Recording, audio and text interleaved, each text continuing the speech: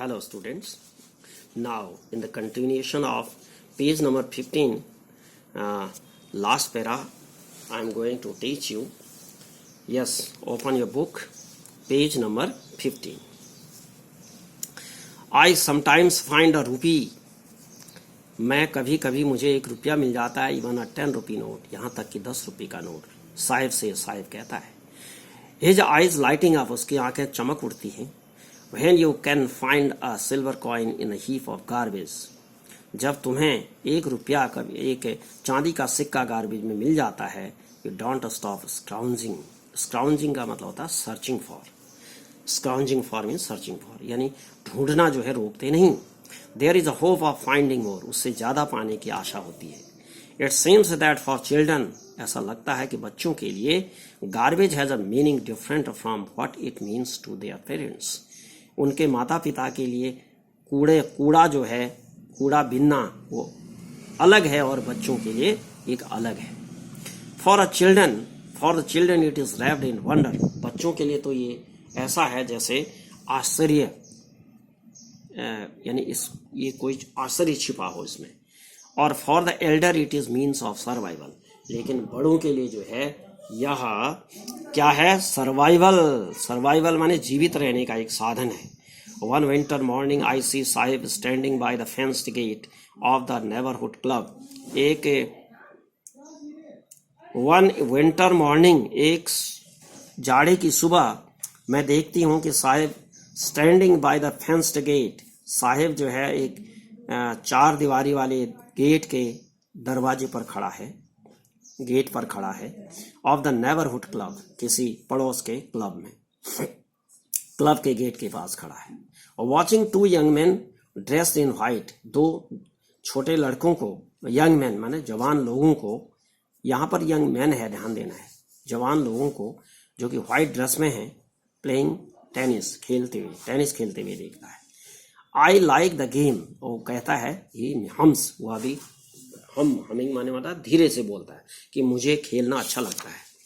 Content to watch it standing behind the fence, यानी इस 4 दीवारी के पीछे से देखते हुए संतुष्ट होने की कोशिश करता है. आई गो, कहता है I go inside when no one is around, वहाँ जब कोई नहीं होता तो मैं अंदर भी जाता हूँ, कहता है. ये एडमिट्स हुआ, स्वीकार करता है इस बात को. The gatekeeper lets me use the swing, और गेट कीपर जो है मुझे झूला भी झूलने देता है. Sahib too is wearing tennis shoes, Sahib भी टेनिस शूज पहने हुए है. That look strange over his discoloured shirt and shorts, वह जो है उसके शर्ट और शॉर्ट्स जो डिस्कलर यानी भद्दा लग रहा है, मतलब बेढंगे जिसको कहता है. डिस्कलर्ड का मतलब बेढंग. बदरंग जिसको कहते हैं, बदरंग कमीज और शॉर्ट्स पर जो है अलग से डिफरेंट लग रहे हैं, विचित्र लग रहे हैं वो जूते. Someone gave them to me, किसी ने ये मुझे दिया. ये says in the manner of an explanation, स्पष्टीकरण के मैनर में वो यह बोलता है. The fact that they are discarded shoes of some rich boy, तथ्य की बात ये यानी सच्चाई ये है कि ये जो है किसी धनी लड़के के जूते हैं जो फेंक दिए गए थे. वो perhaps refuse to wear them, जिसने शायद ये रिफ्यूज कर दिया था, मना कर दिया था पहनने के लिए. Because of a hole in one of them, क्योंकि उनमें से एक में होल हो गया था. डज नॉट बॉदर हिम, इससे कोई परेशानी उसको नहीं थी पहनने में. किसको? शाहिब को. For one who has walked barefoot, किसके लिए? क्योंकि जो ये हमेशा नंगे पांव रहता है. Even shoes with a hole is a dream come true, यहाँ तक कि अगर उसके पास जूता मिल जाए जो नंगे पांव वाला आदमी है, तो उसके लिए तो स्वप्न साकार होना जैसा ही है. ड्रीम कम ट्रू का मतलब होता है स्वप्न साकार होना. But the game he is watching so intently is out of his reach, लेकिन वो जो गेम देखता है वो उसकी पहुंच से बाहर का है. This morning Sahib is on his way to the milk booth, इस सुबह जो है साहिब मिल्क बूथ में मुझे मिलता है, कहती है. In his hand is a steel canister, उसके हाथ में जो है स्टील का कैनिस्टर है. I know work in a tea stall down the road.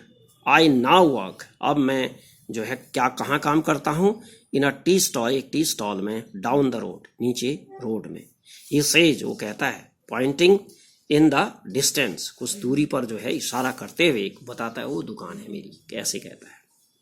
तो फिर क्या कहता है देखो, he says pointing in the distance, दूरी पर इशारा करते हुए, I am paid 800 rupees in all my meals, मुझे 800 रुपये मिलते हैं और सारा भोजन मिलता है, यानी जितना टाइम भी होता है। Does he like the job, तो मैं उससे पूछती हूँ कि क्या तुम्हें ये काम अच्छा लगता है। आई आस्क, मैं उससे पूछती हूँ। हिज फेस आई सी, मैं उसका चेहरा देखती हूँ कि has lost the careful look, उसके चेहरे में जो है जो आज़ादी थी वो खो जाती है। The steel canister seems heavier than the plastic bag he would carry so lightly over his shoulder.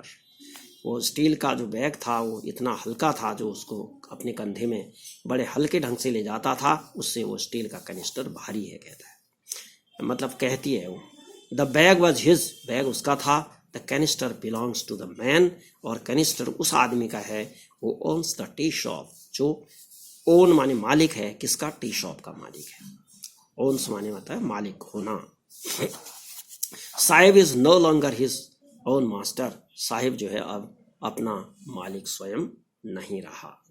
तो बच्चों, इतना ये कंप्लीट हो गया first part. Now I will teach you the second part of this lesson. आपको ये पढ़ना है, अच्छी तरह ध्यान से पढ़ना है, सीखना है, और ये जो और वीडियो है ये अपने साथियों को भी शेयर करना है, और अगर आपने सब्सक्राइब नहीं किया सब्सक्राइब कीजिए और पढ़िए ज़रूर। Okay, thank you.